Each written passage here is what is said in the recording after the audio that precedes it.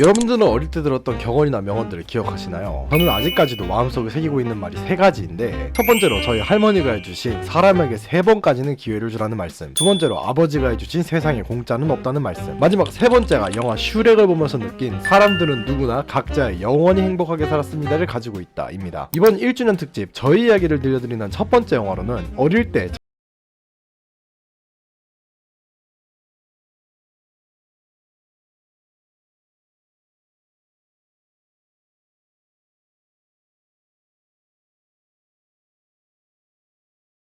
제가 이 작품 혹은 상품에 대해 작성하는 소논문입니다. 저의 주관적인 의견을 기반으로 이야기하는 것이기에 들으시기 불편하실 수도 있고, 여러분들은 다른 의견을 가지고 있을 수 있으며 그 의견 또한 저는 충분히 존중드린다는 것을 알아주셨으면 좋겠습니다. 제가 가장 좋아하는 영화 중 하나인 이 슈렉은 드림웍스를 디즈니의 대항마로 만드는데 큰 공헌을 한 첫 번째 작품으로 알려져 있고, 흔히 디즈니의 뻔하디 뻔한 클리셰를 부수는 영화로 알고 계실 텐데, 저는 이 영화가 그렇게 단순한 영화로 보기에는 그 작품성이 엄청 뛰어난 영화라고 평가하고 싶습니다. 슈렉은 훌륭한 메시지와 적절한 클리셰 비틀기를 통해서 당시 정치적 올바름이라는 개념조차 없던 시절 이를 가장 잘 표현한 영화가 되었죠. 옛날 영화이다 보니 현재 여러분들이 보시기에는 어색한 그래픽이나 움직임이 있을 것으로 보이나, 이런 단점이 무색할 정도로 저는 여러분들이 이 영화를 꼭 보시기를 바랍니다. 이런 장단점들을 아시려면 영화 슈렉이 어떤 내용인지 아셔야겠죠. 이후로는 슈렉에 대한 스포일러가 있으니 주의하시기 바랍니다. 영화 슈렉은 한 동화책의 내용을 비추며 시작합니다. 옛날 옛적 저주에 걸린 공주가 있었고, 이 저주는 진실한 사랑의 첫 입맞춤만이 풀 수 있었죠. 공주는 화염을 뿜는 용이 지키는 성 꼭대기에 갇혀 있었고, 용을 무찌르고 자신을 구하러 올 왕자를 기다리고 있었습니다. 이런 책을 구락 까고 있네 라고 찢은 한 오우거 슈렉은 오늘도 자신의 늪지에서 홀로 자신만의 더럽고 오우거다운 삶을 살아가고 있었죠. 그날 저녁 한 마을의 사람들은 슈렉에게 걸린 현상금을 보고 슈렉을 사냥하러 오는데, 슈렉은 일부러 이들에게 겁을 주고 늪지에서 내쫓고 이들이 떨어뜨린 동화 속 인물들의 수배전단을 공격합니다. 그렇게 다음날 아침 수많은 사람들이 동화 속 인물들을 팔러 기사단이 있는 곳에 모였죠. 이 자리에 있던 말하는 당나귀 동키는 기회를 봐서 기사단들에게서 도망치는데, 이 과정에서 슈렉을 만나게 됩니다. 이 기사단은 파카드의 영지에서 온 이들이었고, 슈렉은 수다쟁이인 이 동키가 마음에 들지 않았지만, 동키는 이런 슈렉이 무섭지 않고 마음에 든다며 멋대로 슈렉을 따라가며 이들은 함께 슈렉의 늪지로 향하게 되죠. 슈렉은 혼자 사는 것이 좋고 자신을 남들과 어울릴 수 없는 괴물이라고 단정 지으며 함께 있고 싶어하는 동키를 계속해서 거절하기만을 반복합니다. 그날 저녁 갑자기 좀 전에 팔린 동화 속 인물들이 슈렉의 집에 침입하는데, 그렇게 슈렉은 자신의 늪을 점거한 수많은 동화 속 인물들을 보게 되죠. 이 동화 속 인물들은 파카드의 영지 둘락에서 쫓겨나서 슈렉의 늪지로 피신한 상황이었고, 슈렉은 동키와 함께 파카드와 단판을 짓고 이들을 마을로 돌려보내기로 결정합니다. 이때 파카드는 자신의 부하와 함께 진적 쿠키를 고문하고 있었는데, 이는 백설공주의 마법의 거울을 찾기 위해서였고, 파카드는 이 마법의 거울을 협박하여 영주가 아닌 왕이 될 계획을 세웁니다. 마법의 거울은 파카드에게 신데렐라, 백설공주, 피오나를 소개하며, 파카드는 이 중 피오나를 고르며 머나먼 왕국의 공주 피오나를 왕비로 맞이하여 머나먼 왕국의 왕이 될 목적으로 자신을 대신하여 공주를 구출할 용병을 보내죠. 다음날 아침 슈렉과 동키는 파카드의 영주인 줄락성에 도착하는데, 이때 파카드는 자신을 대신해 피오나를 구할 용병을 선발하기 위한 콜로세움을 개최하고 있었습니다. 이 콜로세움에 난입한 슈렉을 본 파카드는 갑작스럽게 룰을 변경하여 슈렉을 쓰러뜨리는 자를 용병으로 선발하겠다 라고 선언하죠. 이에 슈렉은 동키와 함께 모든 병사들을 쓰러뜨리는 데 성공하고, 이를 목격한 파카드는 말을 바꿔 피오나를 구해온다면 너의 늪을 돌려주겠다 라고 슈렉과 계약하며, 그렇게 슈렉과 동키는 피오나를 구출하기 위한 여정에 나섭니다. 둘은 모험을 거듭하며 피오나가 갇힌 성에 도착하는데, 수다쟁이였지만 겁쟁이였던 동키는 용화비의 다리를 건너기를 무서워하였고, 슈렉은 이런 동키를 날리며 성에 들어가는 데 성공하죠. 슈렉은 이전 자신이 봤던 동화의 이야기가 피오나의 이야기인 눈치채고 용을 피해 탑의 꼭대기층으로 가기 시작하는데, 용에게 발각된 동키를 슈렉이 지켜주는 과정에서 슈렉은 피오나가 있는 꼭대기층에 도착하게 되고, 동키는 용과 1대1로 마주하게 되고 맙니다. 여기서 밝혀지는 것이 용은 암컷용으로 피오나처럼 이곳에 갇혀있던 것이었고, 동키는 이런 용에게 플러팅을 하며 위기를 모면하는데, 이때 슈렉은 피오나를 깨워 성을 탈출하려고 하였고, 멋진 왕자님에게서 구출되는 자신의 이상환을 주장하는 피오나에게 현실성을 계속해서 논하며 동키를 구출하러 향합니다. 용은 동키와 사랑을 나누려고 준비하는데, 이에 슈렉이 동키를 구출하고 슈렉, 동키, 피오나는 용으로부터 도망쳐 성을 탈출하는 데 성공합니다. 피오나는 탈출 후에 슈렉이 자신의 진실된 사랑이라고 생각하게 되고, 이에 자신의 저주를 풀기 위해서 슈렉에게 키스를 요구하지만 슈렉이 오우거라는 것을 안 피오나는 불만을 표하죠. 이에 슈렉은 파카드가 자신을 고용하여 피오나를 데려오도록 하였다고 진실을 밝히게 되고, 피오나의 불만을 거스르며 피오나를 억지로 파카드가 있는 곳까지 데려가기로 합니다. 그렇게 해가 지기 시작하자 피오나는 갑자기 조급해하며 동굴로 들어가 밤 동안 자신을 만나서는 안 된다고 말하고, 이에 둘이 남은 슈렉과 동키는 진솔한 대화를 나누죠. 여기서 슈렉은 사람들이 자신을 알아가기도 전에 자신을 피하고 무시한 것에 상처를 받았기에 혼자 되고 싶었음을 이야기하고, 동키는 자신을 그런 시선으로 바라보지 않았다는 것에서 둘은 둘은 드디어 진정한 친구가 됩니다. 다음날 아침 피오나는 새를 잡고 직접 식량을 구하는 것뿐만 아니라 자신이 슈렉에게 납치당했다고 착각하여 구해주려고 오지랖을 부리는 로빈후드 무리를 단독으로 모두 쓰러뜨리는 터프한 모습을 보여주죠. 피오나와 슈렉은 서로를 알아가며 점점 서로에게 호감을 가지기 시작했고, 그렇게 셋은 함께 전략성이 도착하는 데 성공합니다. 그렇게 또다시 해질녘이 되고 슈렉과 피오나가 서로의 마음을 확인하려고 하였으나 피오나는 또다시 갑자기 이들의 시선이 닿지 않는 풍차로 들어가 버리죠. 슈렉은 자신은 공주에게 어울리지 않는다고 자신의 사랑을 부정하였고, 그렇게 밤이 되어 동키는 슈렉에 대한 피오나의 마음을 알아보기 위해 풍차 안으로 향하는데, 그곳에는 피오나가 아닌 여성 오우거가 있었고, 이가 피오나의 힘을 알아본 동키는 피오나로부터 밤이 되면 오우거가 되어버리는 저주를 받았음을 듣게 되는데, 그렇게 두 사람이 대화를 하던 중 슈렉은 자신의 마음을 전하기 위해 꽃을 들고 풍차를 찾아와 자신의 마음을 고백하려고 합니다. 이때 슈렉은 피오나가 누가 못생긴 오우거랑 사랑을 하겠어, 공주랑 오우거는 함께 할 수 없는 말이야, 그래서 난 슈렉이랑 함께 있을 수가 없어, 진실된 사랑과 맺어지는 것만이 내가 행복해질 수 있는 유일한 길이야 라는 말들을 듣게 되고, 이가 자신을 향한 말이라고 생각해 고백을 포기하죠. 다음날 아침 자신의 마음에 확신이 든 피오나는 자신이 오우거라는 것, 그리고 슈렉을 사랑한다는 것을 슈렉에게 전하려고 하였으나, 이미 자신을 거절한 것으로 알고 있는 슈렉과 모든 사정을 알고 있다고 생각한 피오나는 서로가 서로를 오해하며 다투기 시작합니다. 이때 마침 파카드가 나타나고 슈렉은 이에 피오나를 파카드에게 넘기게 되면서 파카드와 피오나는 해가 지기 전 빠르게 결혼식을 올리기로 결정하죠. 동키는 두 사람이 서로를 좋아하는데 왜 피오나를 보내는지 의아했지만, 슈렉은 피오나에게 받은 상처를 동키에게 화풀이라며 표출하였고, 이로 인해 두 사람의 사이도 멀어지게 됩니다. 그렇게 셋은 각자의 시간을 가지며 후회하게 되고, 이때 늪지로 찾아온 동키는 슈렉과 화해를 하고 싶다고 찾아왔죠. 동키는 이 대화에서 이 둘이 서로를 오해하고 있었음을 눈치채고 슈렉을 설득하는데, 이에 슈렉과 동키는 화해하며 동키와 사귀게 된 용을 타고 결혼식장으로 향합니다. 결혼식장에 난입한 슈렉은 파카드와의 결혼을 저지하고, 자신을 향한 슈렉의 마음을 알아챈 피오나는 결혼식을 늦추며 스스로 오우거의 모습으로 변하게 되어 슈렉의 앞에 나타나죠. 이에 슈렉은 자신이 또 오해를 눈치채는데, 수많은 병사들이 둘러싸여 협박당하는 피오나를 지키기 위해 슈렉이 휘파람을 불자 용과 동키가 나타나 용이 파카드를 먹어버리며 두 사람을 구출합니다. 이에 두 사람이 입맞춤을 나누고, 이를 통해 피오나의 저주가 풀리게 되는데, 피오나는 저주가 풀린 이후에도 오우거의 모습이었습니다. 슈렉은 이런 누구보다 아름다운 피오나와 영원히 함께할 것을 약속하고, 동화마을 사람들의 축복을 받은 두 사람의 결혼식을 끝으로 이들의 영원히 행복하게 살았습니다가 완성되며 영화 슈렉은 마무리됩니다. 노래 부르느라 숨찬 동키가 숨쉬는 것도 잊지 말아야죠. 이런 영화 슈렉의 가장 눈에 띄는 장점은 이 작품이 품고 있는 훌륭한 메시지라고 볼 수 있는데, 저는 슈렉이라는 영화의 큰 주제를 People have their own happily ever after, 사람들은 누구나 각자의 영원히 행복하게 살았습니다를 가지고 있다 라고 생각합니다. 현재 이 말은 제가 인생에서 가장 중요하게 생각하는 말 중에 하나가 되었고, 슈렉은 이를 당시 초등학생도 되지 않았던 제게 이해시킬 정도로 그 표현과 전달력이 뛰어난 영화라고 볼 수 있죠. 슈렉의 이야기는 주연으로 등장하는 슈렉과 피오나, 동키 셋을 통해 사람마다 각자의 행복이 있다는 메시지를 전달하고 있습니다. 이들은 모두 우리가 아는 고상하고 아름다운 동화에 등장하는 인물들이 아니고 스스로의 단점을 부각하며 이야기를 시작하는데, 그러나 영화가 이어지며 이 단점이 오히려 자신을 나타내는 장점으로 승화되며, 이들은 틀린 것이 아니라 남들과 다를 뿐이라는 것을 강조하죠. 슈렉은 본인 스스로를 남들에게 무시받는 끔찍하고 못생긴 괴물이라고 정의하고, 이후 동키와의 대화에서 상처받기 싫어서 혼자의 길을 선택했다라고 말합니다. 그러나 이들과 함께 여행하며 친구와 함께 서로 사랑하고 사랑받는 느낌을 받은 슈렉은 피오나와 동키와 대화에서 발생한 오해로 다시 한번 스스로를 폄하하게 되고, 동키와의 화해를 통해 자신에게도 사랑받는 것과 사랑하는 것이 중요하다는 것을 깨닫고, 자신을 사랑한 피오나를 구하기 위해 위험을 무릅쓰고 파카드에게 찾아가 결혼식을 저지하고, 그렇게 피오나와 결혼하며 슈렉은 오우거로서 남을 사랑하는 방법과 남들에게 사랑받는 소중함을 일깨워줍니다. 동키 또한 다른 말들과 달리 직접적인 도움도 안 되고 말만 많은 당나귀라고 쓸모없다는 이유로 영화 초반 전 주인에게 버려지고, 그곳에서 도망치며 슈렉을 만나게 되는데, 겁쟁이임에도 성을 가로막던 용을 상대하며 자신의 단점으로 불린 수다로 용과 결혼하고, 이후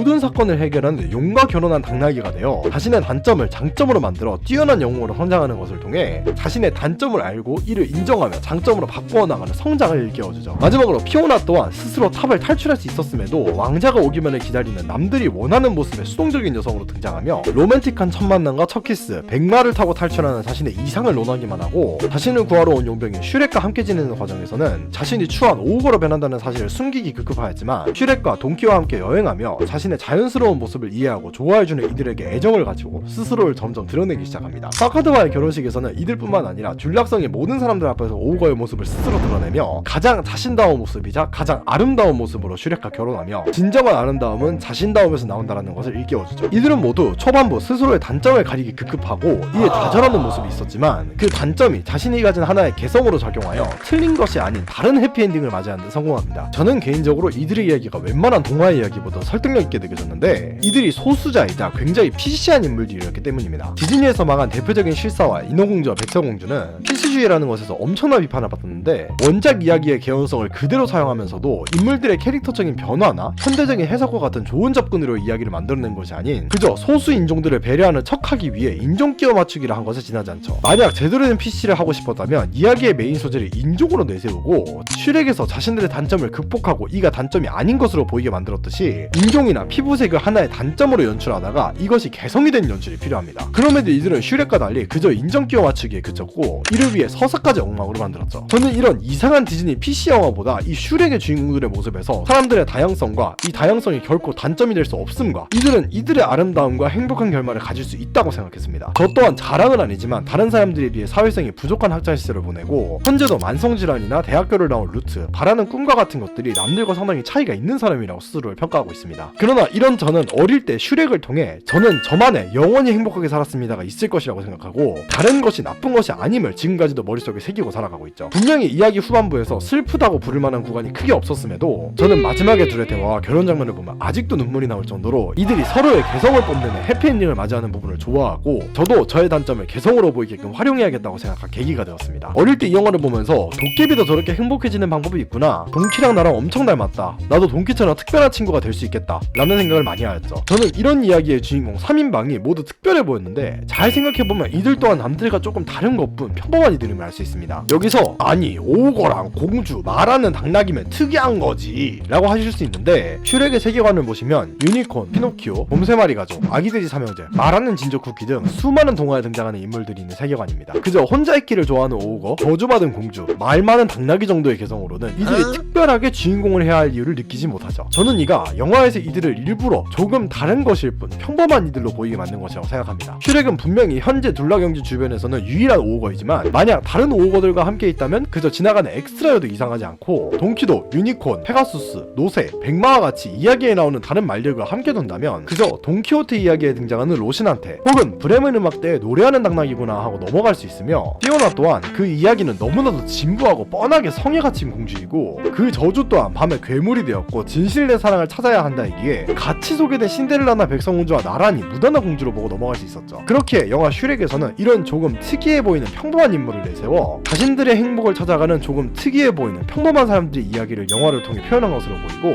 어린 시절 그리고 지금의 저도 이런 조금 특이해 보이는 평범한 사람인 것처럼 이는 이 사회를 살아가는 모든 이들에게 해당되는 이야기가 될 것이기에 저는 이 영화를 꼭 보시는 걸 추천드리고 있습니다. 이와 같이 영화 슈렉은 사람들은 누구나 각자의 영원히 행복하게 살았습니다를 가지고 있다 라는 지금 이 시대를 통과하는 메시지를 슈렉과 돈키 그리고 피오나를 통해 전달하며 이들을 단점을 극복해 나가는 조금 특이하지만 평범한 인물들로 설정하여 이러한 메시지에 설득력을 더해갔습니다. 영화 슈렉이 이런 훌륭한 메시지를 뛰어나게 전달하였기에 지금까지도 제 인생에 있어 가장 중요한 메시지 중 하나가 된 것이 아닐까 싶네요.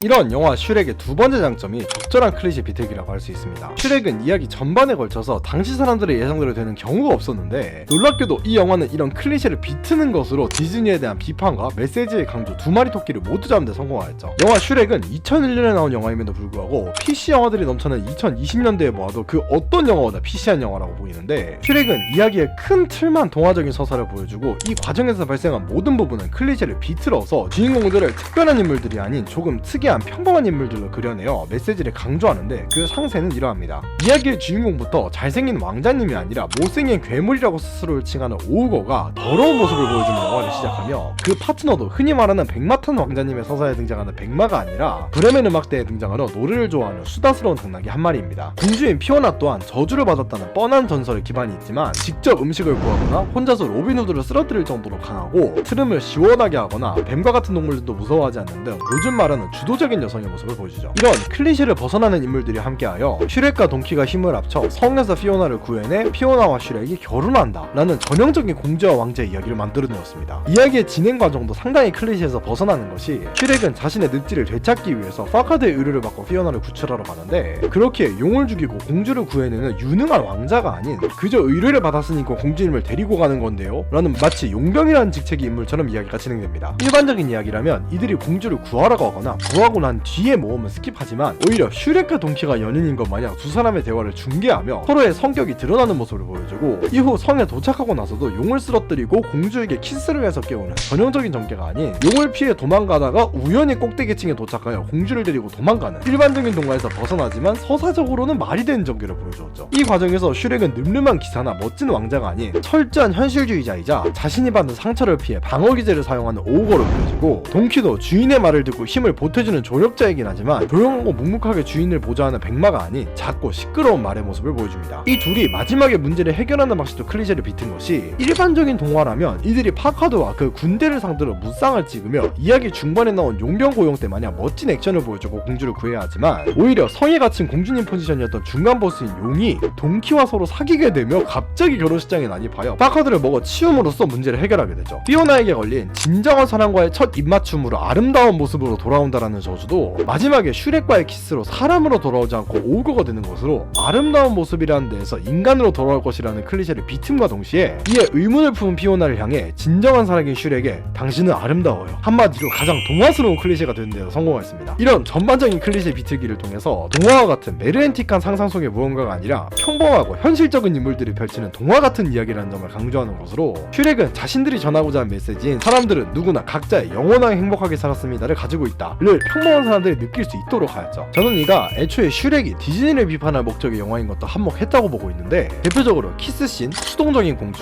영화 OST를 들 수 있습니다. 디즈니에서는 키스를 남녀의 사랑을 확인하는 커다란 의식처럼 사용하기에 영화 후반부 두 사람의 사랑이 이루어질 때만 키스씬을 사용하는 경우가 많은데, 슈렉은 이런 부분을 역으로 활용하여 키스씬을 적극적으로 활용하는 것이 애초에 피오나부터 입맞춤을 말하고 있고, 용이 슈렉의 엉덩이에 키스를 하는 개그로도 사용하고, 로빈후드가 피오나의 손등에 강제로 키스한 장면까지 있기에 키스를 그저 하나의 애정 표현처럼 묘사하고 있다고 볼 수 있습니다. 그러나 사랑을 약속한다라는 의미의 입술끼리 하는 입맞춤의 경우에는 마지막 슈렉과 피오나의 입맞춤을 제외하면 등장하지 않기에 화면을 손으로 가리며 안 보여주는 척하고, 바로 다음 결혼식 장면에서 당연하다는 듯이 두 사람의 입맞춤을 보여주는 것까지 하여 키스 자체는 그리 대단한 것이 아니지만 사랑하는 사람끼리의 입맞춤은 다르다, 오히려 마지막 두 사람의 입맞춤에 있어서의 의미를 증폭시키는 효과도 가지고 있었죠. 이 외에도 당시 대부분의 디즈니 영화의 공주는 수동적인 모습으로 그려졌는데, 피오나의 뛰어난 생존 기술과 신체 능력, 그리고 이후 슈렉 포에버 애프터에서 스스로 탈출한 모습까지 있는 것을 상정한다면 피오나는 혼자서도 진작에 충분히 탑을 탈출할 수 있었음을 알 수 있습니다. 이런 독립적이고 주체적이고 뛰어난 능력을 지닌 여성이 일부러 수동적으로 행동하는 것과, 오히려 작중에서 가장 강한 용이 진짜 성에 갇힌 공주와 같은 포지션도 등장하고, 이를 주인공인 슈렉이 아닌 그 조력자인 동키가 구조해주는 클리셰 비틀기도 시전하죠. 이러한 능동적인 공주라는 클리셰 부수기는 이후 슈렉 3편에서 갇힌 공주들이 감옥에서 탈출할 때 피오나의 어머니가 머리로 감옥벽을 부수거나 공주들이 활약하여 성문을 돌파하는 모습으로 또다시 패러디되었습니다. 마지막으로 OST의 경우 디즈니는 오리지널 동화 OST를 사용하였는데, 슈렉의 경우 이야기 전반에서 팝송을 메인으로 사용하며 동화적인 느낌을 줄이고 현실적인 모습을 보여주려고 하였죠. 또 이후 매 영화마다 영화의 엔딩이 나오는 부분에서는 파티를 개최하고, 이에 어울리는 팝송으로 해피엔딩을 파티로 장식하는 디즈니와는 다른 느낌의 해피엔딩을 보여주며, 이가 슈렉 시리즈의 트레이드마크 중 하나가 되었습니다. 이런 기존의 디즈니와는 다른 동화적인 서사를 통해서 너무 뻔하게 이루어지는 특별한 인물들만의 디즈니 동화가 아니라 더욱 친근하고 현실적인 인물들이 펼치는 현실적인 동화라는 것을 강조하였고, 이는 자연스럽게 영화를 통해 전하고 싶은 메시지인 사람들은 누구나 각자의 영원히 행복하게 살았습니다를 가지고 있다가 더욱 돋보일 수 있는 장치로서도 활용되었죠. 이처럼 영화 슈렉의 이야기의 서사는 전반적인 서사는 동화로 맞추고 그 과정의 클리셰를 비트는 것으로, 흔히 요즘 비판하는 PC주의가 문제시되고 있는 가장 큰 이유인 메시지의 왜곡과 망가진 서사를 발생시키지 않고, 오히려 자신들의 메시지를 강화하고 서사를 만들어가는 데 활용하면서 자신들의 이야기를 가장 적절한 PC를 들어서 전달하는 제가 생각하는 최고의 영화 중 하나가 되는 데 성공하였습니다. 그러나 이런 슈렉의 아쉬운 점이라면 아쉬운 점이 바로 어색한 그래픽이나 움직임으로, 옛날 영화이기에 아무래도 현재 제 영상을 통해서 이 영화를 접하신 분들이나 아바타를 보거나 아이들이 보기에는 사람들의 움직임이 어색한 부분이 많이 있습니다. 동키나 동물들은 조금 움직임이 어색하더라도 인간처럼 움직이는 것 자체가 어색한 것이기에 그래픽 자체의 어색함이 희석되지만, 사람들의 움직임이나 동작상의 어색함을 가져줄 수 없죠. 대표적인 장면이 두 번 있었는데, 늪지에 모인 동화마을 사람들과 마지막 박수 장면입니다. 늪지에 모인 동화마을 사람들의 경우 중간중간 비슷해 보이거나 있거나 그래픽이 뭉개져 있거나 광각이 이상한 캐릭터들이 다수 보이고, 싸우는 아이들의 모습을 보면 이들의 움직임도 경직되어 있는 것으로 느껴지죠. 마지막 박수 장면 또한 손의 각도가 이상하거나 서로 손이 맞닿지 않는 사람이 있는 등 인원이 많아지는 장면에서는 어색한 느낌이 남아있었습니다. 옛날 애니메이션 특성상 이런 문제는 어쩔 수 없는데, 같은 시대에 유명했던 픽사의 첫 애니메이션 토이스토리를 보면 양쪽 눈을 동시에 감았다 뜨는 것이 불가능하여 눈이 한쪽씩만 감기거나, 앤디의 파티 장면에서는 앤디랑 똑같이 생긴 아이가 여러 명 등장하는 등 당시 3D 그래픽이나 3D 애니메이션 기술이 부족한 것을 고려하면 이 정도 어색하면 어쩔 수 없다고 생각되기도 하죠. 그럼 여기서 그럼 이건 왜 아쉽다고 하는 거임? 어쩔 수 없다면서 라고 하실 수도 있는데, 그럼에도 제가 이런 부분을 아쉬운 점으로 꼽는 이유는 로빈 후드의 댄스 씬을 보시면 아실 수 있는데, 이들은 뒤에 아코디언을 연주하는 연주자를 포함해 7명으로 구성되어 있고 피오나와의 액션씬까지 고려하면 8명이라는 상당한 인원수라고 볼 수 있습니다. 그런데 이들은 그 동작이나 움직임, 또 숲의 광원 위치를 고려함에 있어서 전혀 어색함 없이 자연스러운 그래픽과 움직임을 보이는데, 이런 기술력이 있었음을 고려한다면 앞에서 말씀드린 어색한 장면들도 충분히 자연스럽게 만들 수 있었을 것 같죠. 아무래도 숲의 동화마을 사람들이 몰려왔다, 슈렉과 피오나가 결혼한다 라는 큰 정보를 주기 위한 하나의 연출이었기 때문에 비교적 힘을 덜 실은 것으로 보이고, 이런 그래픽이나 기술력의 구식이라는 부분은 어떤 분들에게 있어서는 영화를 안 보게 만든 이유가 될 수 있을 것 같은데, 비슷하게 옛날 그림체라고 강철의 금수사를 안 보겠다는 친구가 있었기에 보시면서 이런 디테일한 부분이 아쉽고 불편하시거나 옛날 느낌이 나서 꺼려지는 분들이 있을 수 있다고 생각됩니다. 이후 시간이 지나 그래픽이 발달한 2010년의 슈렉 포에버 애프터에서는 춤추는 오우거들의 장면이나 마지막 파티 장면에서 이런 어색한 움직임이 없었기에 이런 어색한 움직임은 이 영화가 가진 아쉬운 점이라고 볼 수 있다고 생각됩니다. 그럼에도 저는 앞에서 말씀드린 대로 슈렉이 전하고 싶은 메시지나 내용의 구성을 고려할 때 현재 실사화되고 있는 이상한 디즈니 영화들에 비해서는 훨씬 훌륭한 작품이라고 고려되기에 이런 부분을 아신 상태에서 영화를 직접 보시기를 다시 한번 추천드립니다. 정리하자면 영화 슈렉은 옛날 영화 특유의 아쉬운 3D 그래픽과 어색한 움직임이 있다고 하더라도 사람들은 누구나 각자의 영원히 행복하게 살았습니다를 가지고 있다 라는 현재 2016년에 가장 필요한 메시지를 가지고 이를 적절한 클리셰 비틀기로 강조하며 뛰어난 방식으로 전달한 꼭 보셨으면 하는 명작 영화라고 볼 수 있습니다. 제 인생에 있어서 가장 중요한 가치관 중 하나를 얻을 수 있던 영화였고, 그 메시지가 현재 단순한 인종 끼워 맞추기를 위해서 메시지의 왜곡과 함께 그 서사까지 엉망진창이 되는 2020년대 PC 디즈니 영화의 메시지들보다 훨씬 소수자를 배려하고 응원하는 적절한 PCG 영화의 근본이기에 제가 이런 슈렉에게 주는 평가는 별 5개 만점에 5개입니다. 감사합니다.